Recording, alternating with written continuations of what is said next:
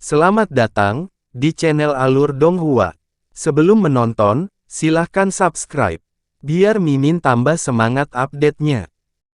Kematian orang-orang ini juga berarti bahwa semua kekuatan inti dari Sun Moon Divine Hall dan Mighty Heavenly Sword Region hancur total. Mulai sekarang, Balai Ilahi Sun Moon dan daerah pedang surgawi yang perkasa akan terus ada, namun mereka tidak akan dapat memulihkan nama tempat suci mereka. Yun Ce berbalik. Ketika dia menatap ke arah anggota Istana Lautan Tertinggi dan Suaka Raja Absolut, semua murid mereka mengecil dan tanpa sadar mereka melangkah mundur. Mulai besok, pergi dan ambillah sisa wilayah pedang surgawi yang perkasa dan aula matahari bulan ilahi di bawahmu. Jika mereka melawan atau tidak dapat dikendalikan, langsung saja bunuh mereka. Semua ahlinya telah meninggal di sini. Selebihnya harusnya sangat mudah untuk kalian semua urus, kata Yun Ce dengan nada acuh tak acuh. Adapun sumber daya dari Mighty Heavenly Sword Region dan Sun Moon Divine Hall, kirimkan setengahnya ke Demon Imperial City dan bagi setengahnya lagi di antara kalian sendiri. Melihat Yun Ce tidak punya niat membunuh mereka, mereka sudah merasa lega.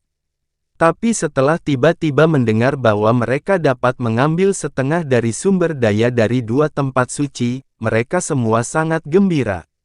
Aula Ilahi Sun Moon dan daerah pedang surgawi yang perkasa sama-sama merupakan tempat suci dengan kekuatan 10.000 tahun. Tidak diragukan lagi bahwa akumulasi 10.000 tahun akan menghasilkan sumber daya dan informasi orang dalam yang sangat besar.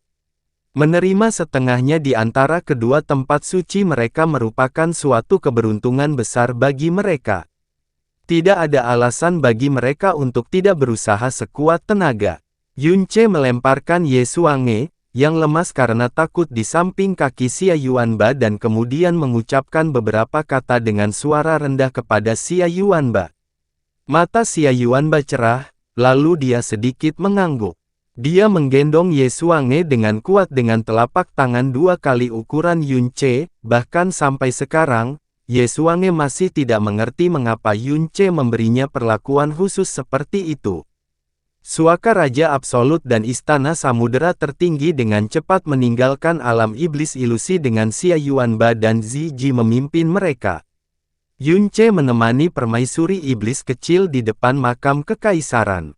Dia bertanya dengan prihatin, "Kai, apakah kamu benar-benar tidak pergi ke benua langit yang mendalam untuk mengurus wilayah pedang surgawi yang perkasa dan balai ilahi Sun Moon secara pribadi?" Permaisuri iblis kecil menggelengkan kepalanya sedikit, pemimpinnya telah dieksekusi. Segala sesuatu yang terjadi sekarang sudah cukup untuk menghibur jiwa ayah kerajaan dan yang lainnya di surga. Sisanya hanyalah beberapa pion yang dimanipulasi, biarkan saja mereka mati sendiri. Dibandingkan dengan permaisuri iblis kecil sebelumnya yang membantai semua kerabat dan kerabat istana Adipati Huai dan membantai kota kerajaan iblis, keadaan pikirannya sekarang jauh lebih damai. Tepian dan kekuatan masih sama tetapi kemarahan dan kebencian yang dulunya sedalam lautan kini telah hilang. Yun Ce memeluknya dengan lembut dan berkata di samping telinganya, "Kai, jangan khawatir. Bencana seperti ini tidak akan pernah terjadi lagi. Dulunya mereka dapat mengandalkan tabut mendalam primordial untuk melakukan perjalanan antar dimensi, sekarang mereka dapat melakukan ini melalui formasi mendalam dimensional."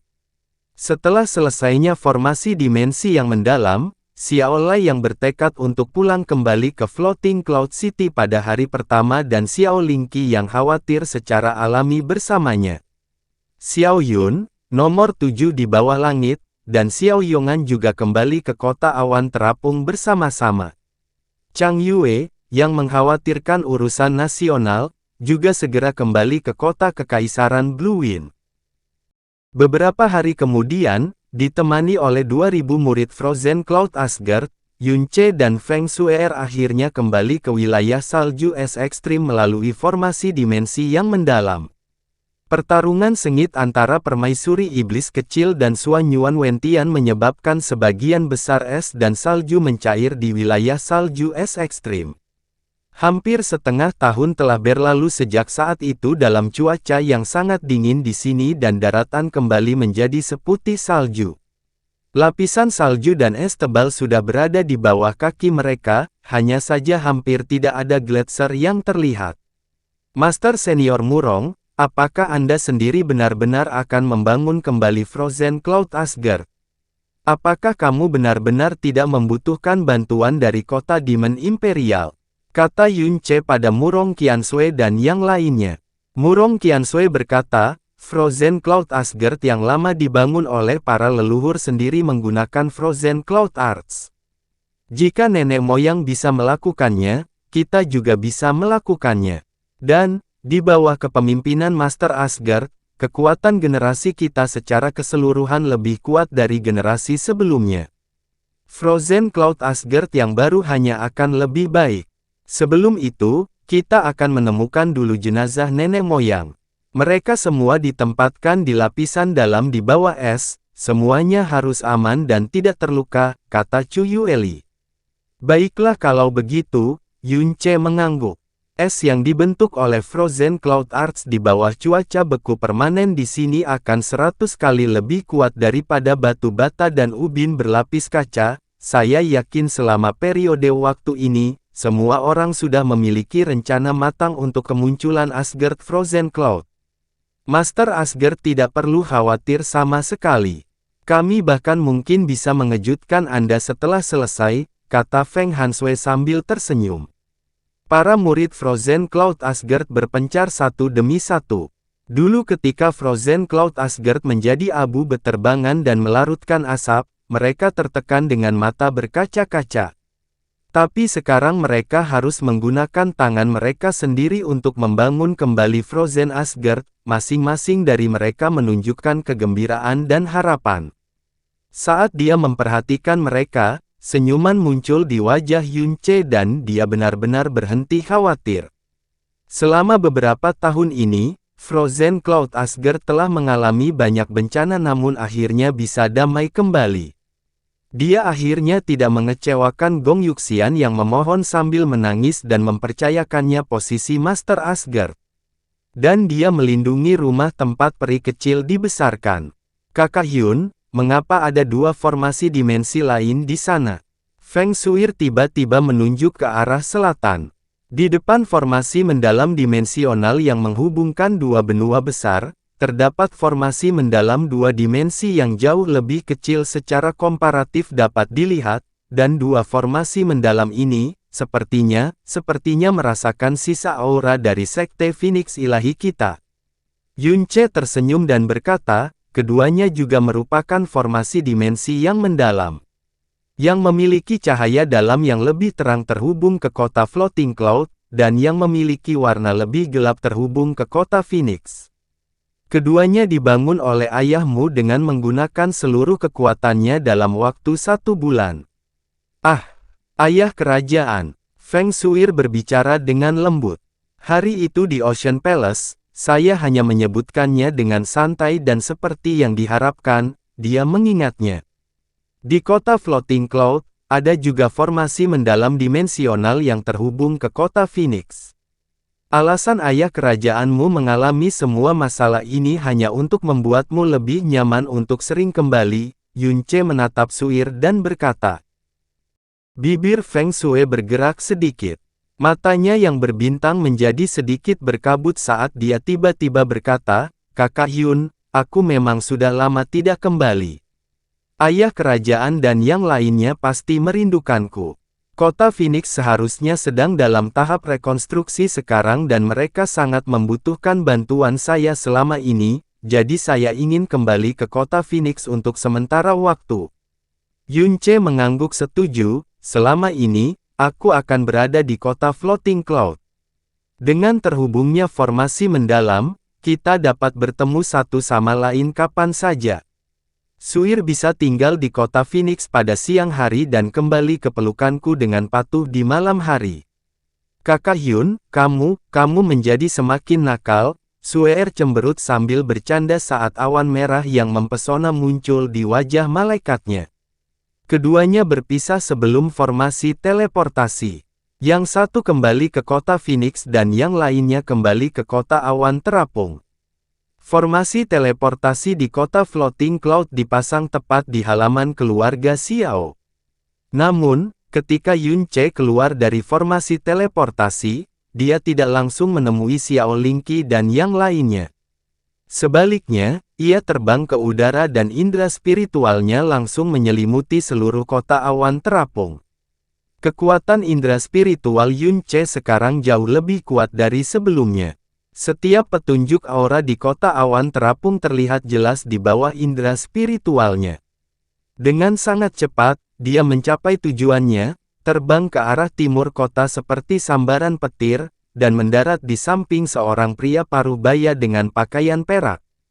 Ketika sebuah siluet tiba-tiba muncul di hadapannya, pria berpakaian perak segera menjadi waspada, tapi ketika dia menyadari bahwa itu adalah Yun Ce, dia buru-buru membungkuk. Yang rendah hati ini adalah penguasa istana-istana Asura, Suaka Raja Absolut. Saya telah menunggu di sini selama berhari-hari untuk Master Asgard Yun di bawah komando Kaisar Suci. Beberapa hari, kamu datang ke sini sepagi ini. Yun Ce bergumam. Ya, perintah Master Asgard Yun tidak boleh diabaikan, kata pria parubaya berpakaian perak yang menyebut dirinya Luoqi dengan nada yang sangat hormat. Di mana dia? Kata Yun Ce. Di rumah kecil tepat di belakangku, jawab Luoqi. Berikan Suanyuan Wendao kepadaku, sedangkan yang lainnya, kamu akan menunggu di sini 1 hari lagi.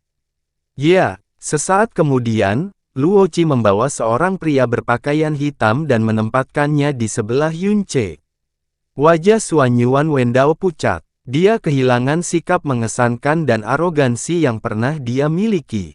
Cara dia berbaring di sana membuatnya tampak seperti anjing yang semua tulangnya patah. Erangan sulit keluar dari tenggorokan Suanyuan. Dia perlahan mengangkat kepalanya dan akhirnya melihat wajah Yun Ce. Saat itu juga, dia seperti disambar petir, pupil matanya langsung membesar beberapa puluh kali. Yun Ce.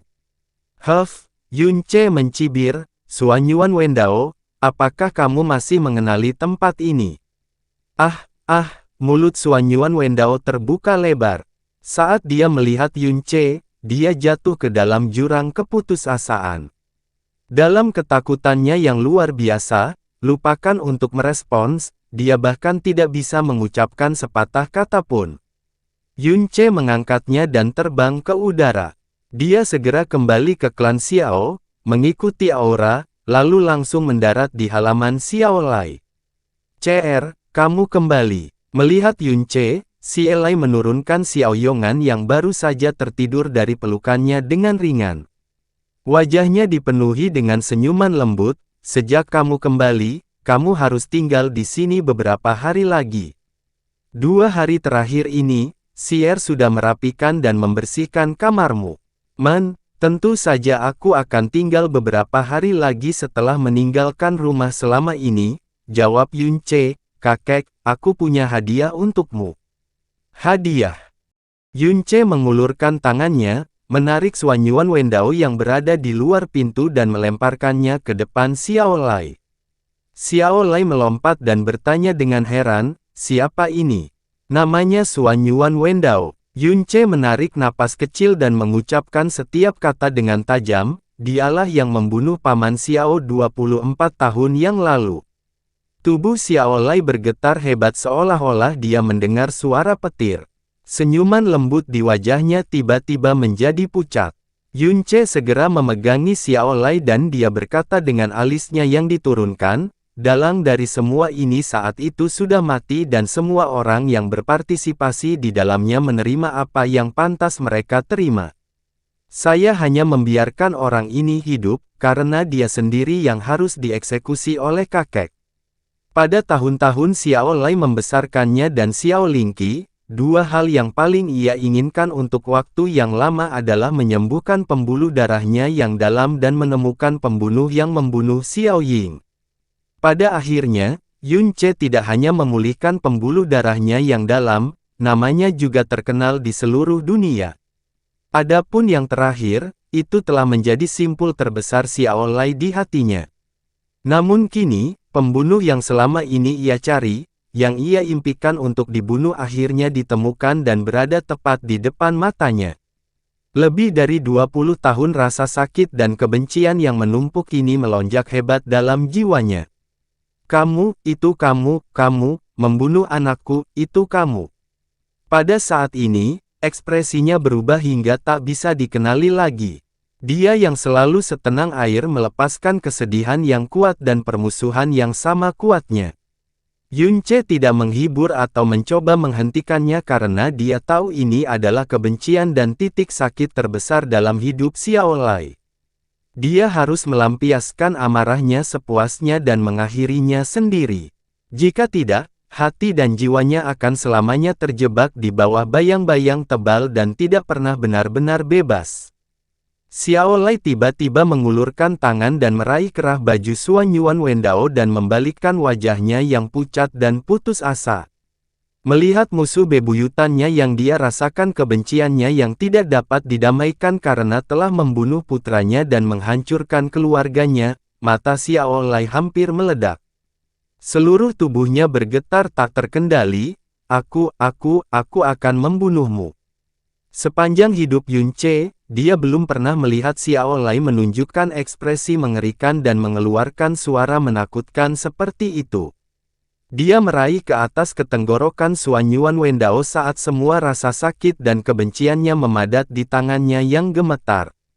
Waaaahahaha. Tepat pada saat ini, suara ratapan bayi terdengar jelas. Suara tangisan yang familiar ini menyebabkan seluruh tubuh Xiao Lai gemetar. Seolah secara refleks, dia melemparkan Suan Yuan Wendao ke samping dan bergegas kembali ke dalam rumah. Dia buru-buru dan hati-hati menggendong Xiao Yongan yang tiba-tiba terbangun. Saat dia menggendong Xiao Yongan, rasa permusuhan terhadap dirinya hampir lenyap seketika. Yongan, jadilah baik. Jangan menangis, jangan menangis. Ini kesalahan kakek buyut pasti membuat takut Yongan. Xiao Lai memeluk bayi itu erat-erat dan menghiburnya dengan suara lembut. Matanya yang sedikit lebih rendah dipenuhi dengan kasih sayang dan kelembutan yang tak terbatas.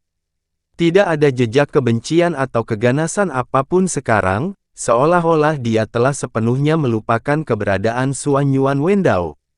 Dengan sangat cepat, Xiao Yuanan berhenti menangis dan tertidur kembali dalam pelukannya. Xiao Lai tidak menurunkan Xiao Yongan. Saat dia menghadapi Suan Yuan Wendao sekali lagi, matanya sudah sangat tenang dan damai. Orang ini membunuh anakku. Aku ingin menemukannya dan memotongnya menjadi beberapa bagian bahkan dalam mimpiku. Tapi, tanganku ini untuk memegang Yongan. Mereka tidak bisa terkontaminasi oleh darah kekotoran dan dosa. Jadi, bantu kakek mengorbankan dia di depan makam kakek Yongan dan biarkan jiwanya di surga tenang. Baiklah, Yunce berjanji dengan keras dan dia merasakan ketenangan di hatinya yang tidak bisa digambarkan dengan kata-kata. Ini lebih mudah daripada membiarkan Xiao Lai membunuh sendiri Suan Yuan Wendao sebagai balas dendam. Xiao Lai dengan erat memegangi anak yang tertidur lelap dalam pelukannya. Dia mengangkat kepalanya, melihat ke arah langit, dan sedikit senyuman muncul di wajahnya. Meskipun ada sedikit kesedihan dalam senyumannya, itu jauh lebih santai dan damai dibandingkan senyuman apapun yang pernah dilihat Yunce pada dirinya.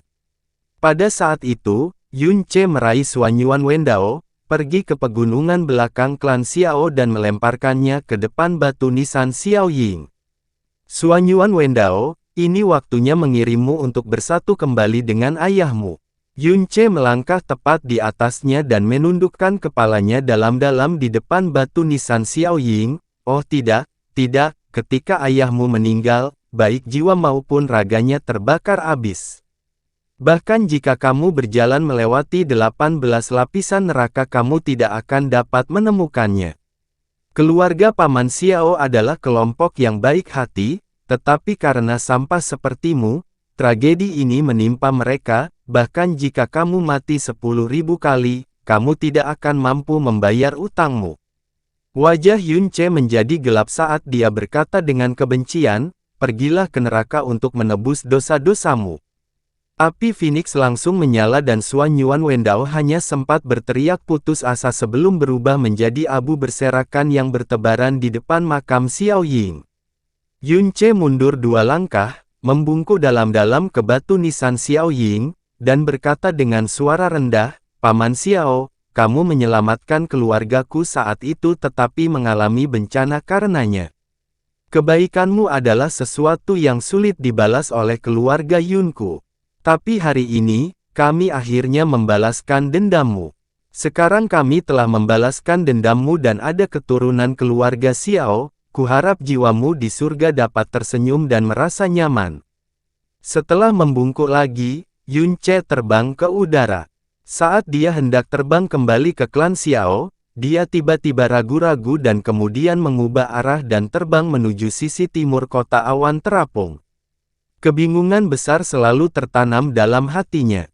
Itu adalah 50 kg kristal ilahi berurat ungu yang disembunyikan di kota awan terapung. Konsep macam apa yang dimaksud dengan 50 kg kristal ilahi berurat ungu?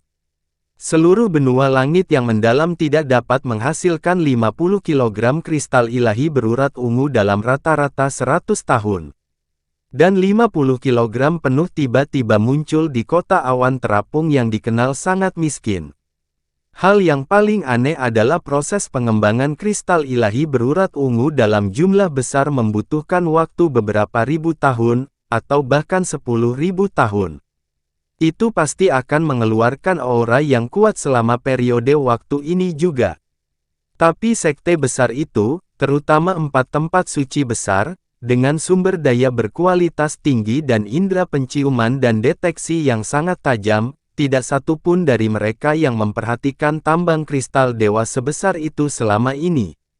Itu malah terdeteksi oleh sekte Divine Phoenix beberapa tahun yang lalu.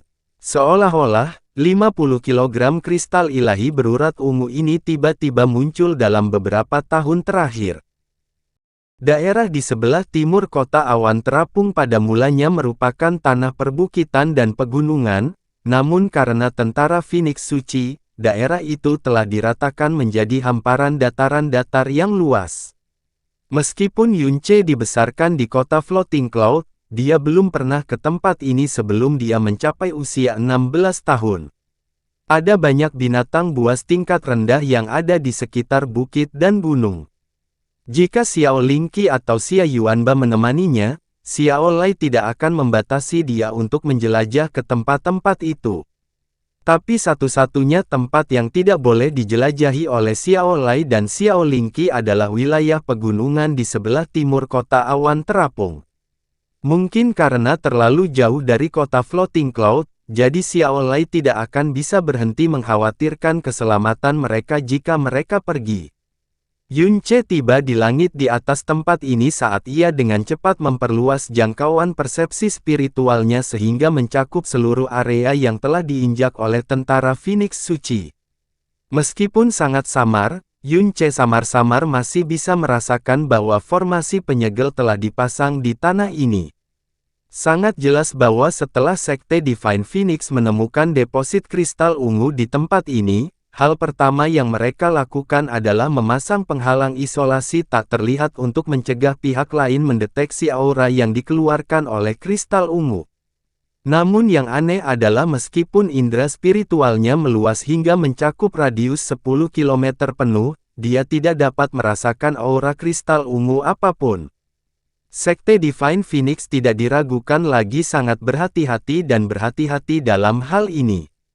Jadi mereka telah menyapu bersih tempat ini dan tidak meninggalkan jejak apapun dari aktivitas mereka. Lagi pula, bagi Sekte Phoenix Suci pada waktu itu, konsekuensinya akan sangat buruk jika aktivitas mereka diketahui oleh 4 tempat suci. Setelah dia turun dari langit dan melangkah ke tanah datar, Yun Ce berdiri di sana dengan alis cekung saat dia merenungkan situasinya. Tapi dia masih tidak bisa membayangkan bagaimana mungkin ada 50 kg kristal ilahi berurat ungu yang tergeletak di bawah tanah ini. Sebelumnya, keraguan ini sekilas terlintas di benaknya, Tetapi terlalu banyak hal yang terjadi setelah itu, jadi kecurigaan yang dia miliki terhadap kristal ilahi berurat ungu ini telah tersingkir dari pikirannya. Namun ketika dia berhadapan dengan Xuan Yuan Wentian, dia tiba-tiba menemukan sesuatu yang jelas sangat tidak biasa. Bahkan jika 50 kg kristal ilahi berurat ungu ini terkubur jauh di bawah tanah, mereka pasti masih akan mengeluarkan aura kristal yang luar biasa dalam. Sudah sangat tidak biasa bahwa 4 tempat suci tidak menemukan deposit seperti itu.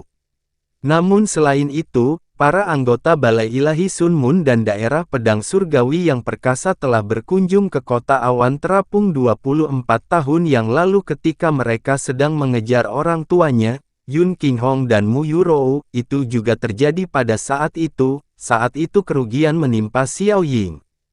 Jika mereka hanya mengunjungi kota itu sebentar, orang masih bisa menerima gagasan bahwa mereka belum menemukan deposit kristal.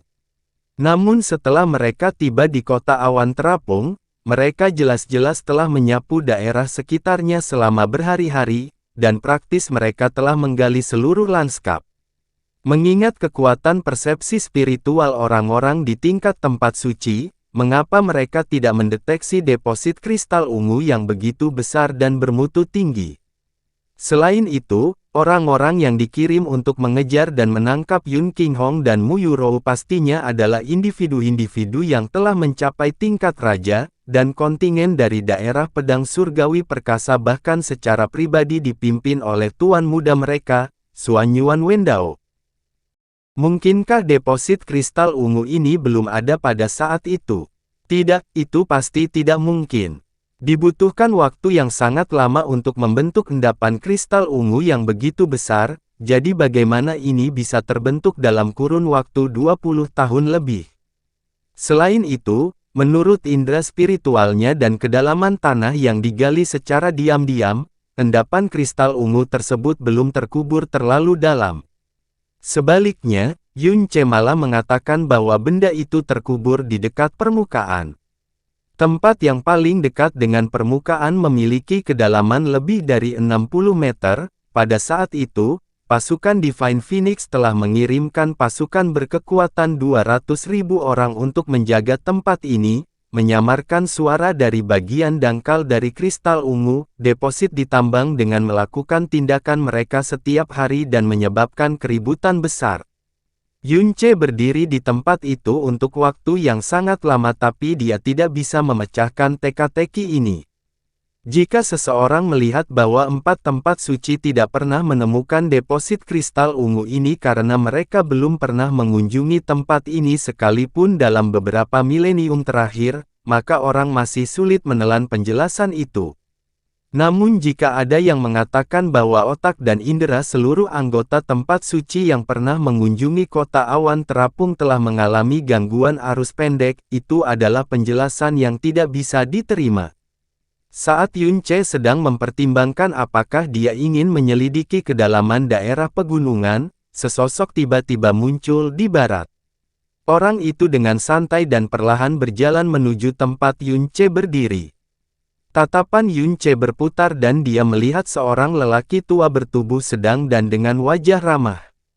Matanya melonjak saat dia terbang ke udara dan mendarat di depan lelaki tua itu. "Kakek Hong, kenapa kamu tiba-tiba tertarik untuk datang ke tempat ini?"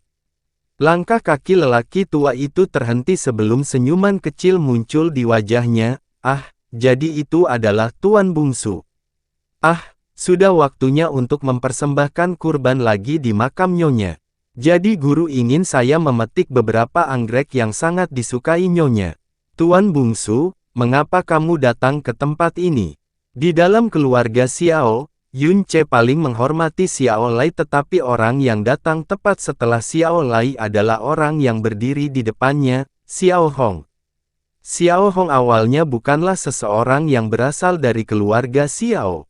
Dia adalah seseorang yang telah diselamatkan oleh ayah Xiao Lai saat dia sedang berpetualang. Ayah Xiao Lai membawanya kembali ke keluarga Xiao setelah itu. Dia mengubah nama keluarganya menjadi Xiao. Dia telah melindungi dan merawat Xiao Lai sejak Xiao Lai masih muda dan dia juga sangat setia kepada Xiao Lai. Selama pernikahan Yun Ce dan Xia Qingyue, Xiao Hong juga yang menemani dan mengantar Yun Ce untuk menerima pengantinnya. Ketika hari persembahan kepada mendiang istrinya tiba setiap tahun, Xiao Lai selalu membawa karangan bunga anggrek yang besar. Karena inilah bunga yang paling disayangi mendiang istrinya. Ini adalah sesuatu yang Yun Ce dan Xiao Lingqi ketahui sejak kecil. Aku hanya terpesona oleh khayalan sesaat, jadi aku datang untuk melihatnya, kata Yun Ce sambil mengamati daerah sekitarnya. Sepertinya tidak ada anggrek di sekitar sini. Bagaimana kalau kakek Hong dan aku pergi ke daerah lain untuk menemukannya?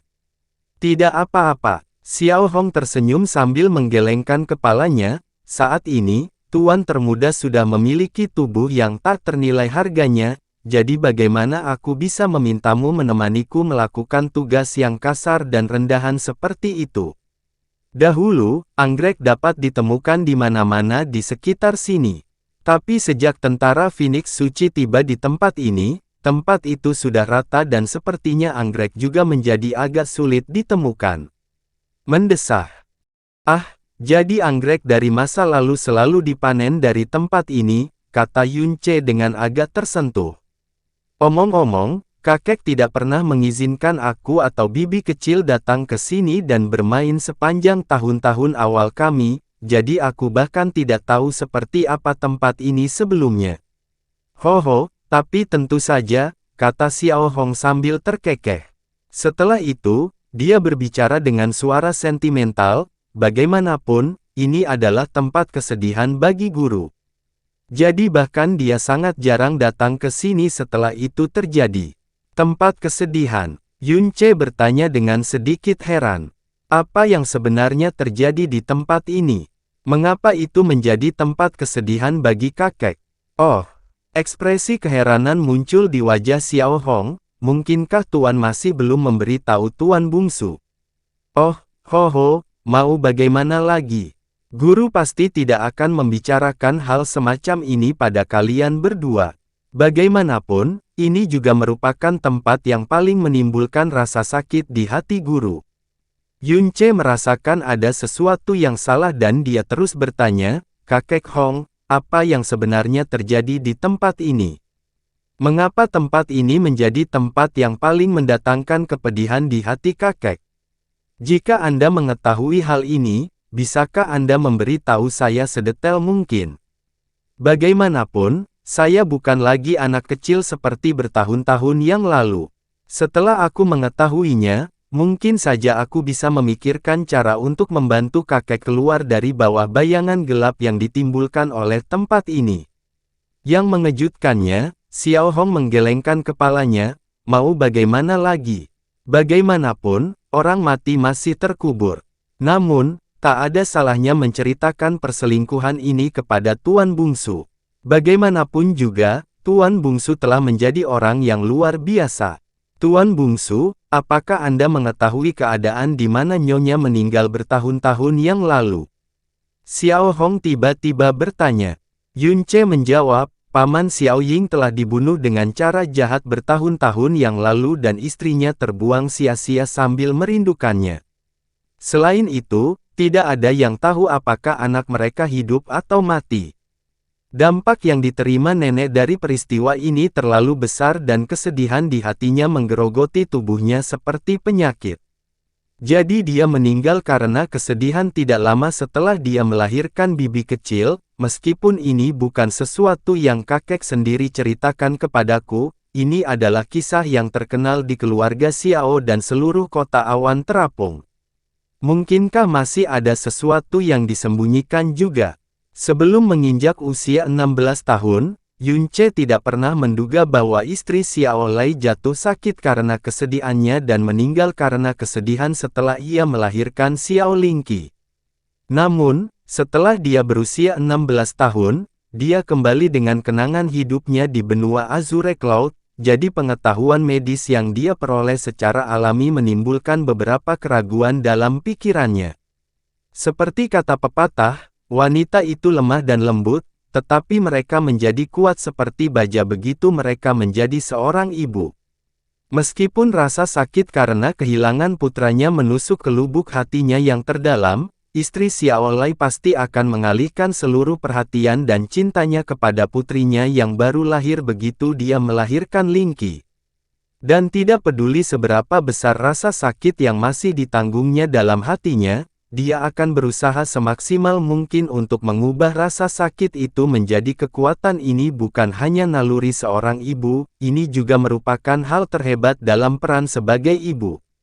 Jadi dia pasti tidak akan mengesampingkan putrinya dan meninggal karena kesedihan, apapun yang terjadi. Selain itu, dia pasti tidak sendirian dan terisolasi saat itu. Masih ada Xiao Lai, yang sangat dia cintai, di sisinya.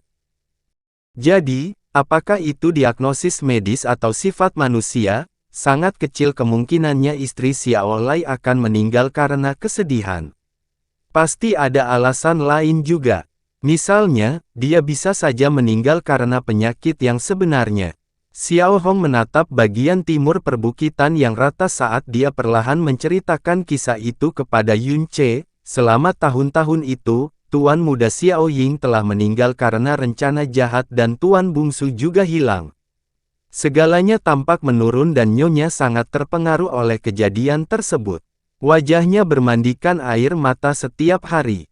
Terlebih lagi, dia baru saja hamil pada saat itu, sehingga guru takut kesedihannya akan terlalu berlebihan dan mungkin akan membahayakan tubuh dan bayinya. Jadi dia melakukan yang terbaik untuk menghiburnya dan menghiburnya setiap hari.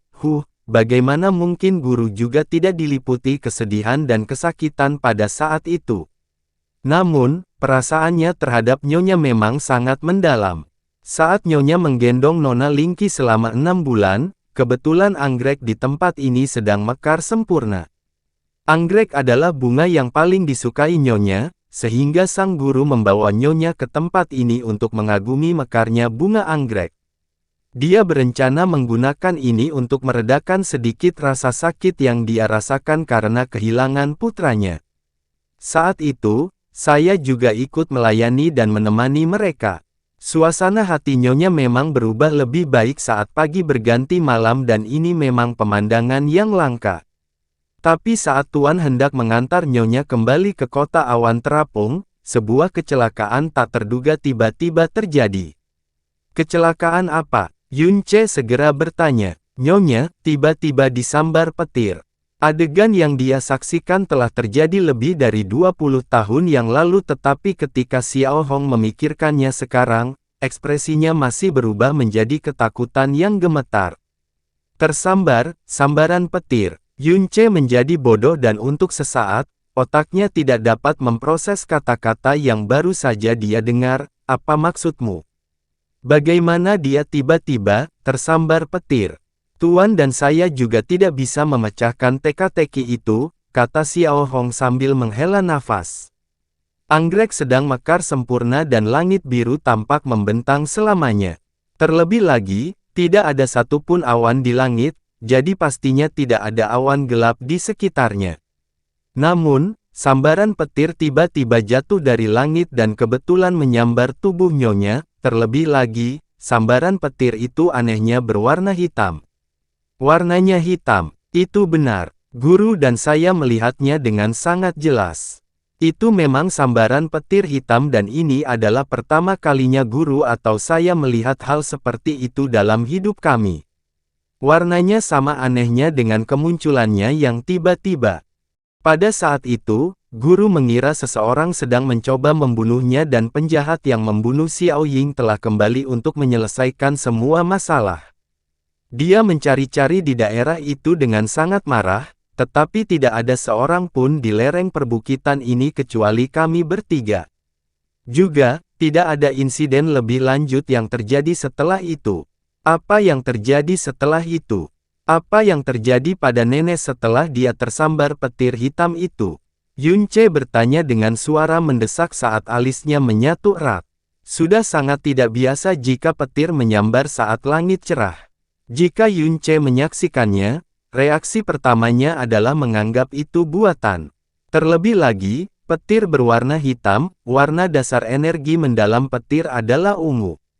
Setelah seni awan ungu keluarga Yun miliknya mencapai tingkat yang sangat tinggi, petir yang dihasilkannya akan berubah menjadi merah. Tapi tidak peduli apakah itu benua langit yang mendalam, alam iblis ilusi, atau benua awan azure di masa lalu, dia belum pernah melihat atau mendengar ada orang atau sekte manapun yang mampu menciptakan petir yang berwarna hitam pekat. Tapi ketika Fen Juechen dan Xuan Yuan Wentian melepaskan energi mendalam kegelapan mereka, energi mendalam kegelapan yang sangat terkompresi kadang-kadang akan berubah menjadi berkas cahaya mendalam berbentuk kilat. Jadi ketika seseorang melihatnya, itu akan terlihat seperti kilat hitam, tapi pada dasarnya tidak ada energi kegelapan yang mendalam yang ada di benua langit yang mendalam lebih dari 20 tahun yang lalu. Penguasa iblis pembantaian bulan, satu-satunya yang bisa menggunakan energi mendalam kegelapan, terperangkap dengan aman di sarang iblis pembantaian bulan yang bahkan tidak ada di benua itu. Setelah disambar petir, Nyonya pingsan dan koma selama 3 hari penuh sebelum akhirnya bangun. Namun yang paling aneh adalah tidak ada bekas luka apapun akibat sambaran petir di tubuh Nyonya. Namun setelah itu, tubuh Nyonya menjadi sangat lemah dan dia sering pingsan di siang hari sementara mimpi buruk mengganggu tidurnya di malam hari. Sang guru mencari semua dokter terkenal di dekat dan jauh, dan beliau mencoba menggunakan berbagai pengobatan, besar dan kecil, untuk memperkuat tubuh Nyonya. Namun semuanya sia-sia. Setelah itu, kehamilan Nyonya mencapai 13 bulan penuh sebelum Nona Lingqi akhirnya lahir. Setelah Lingqi lahir, tubuh Nyonya terus memburuk dan tidak lama kemudian dia meninggal dari dunia ini.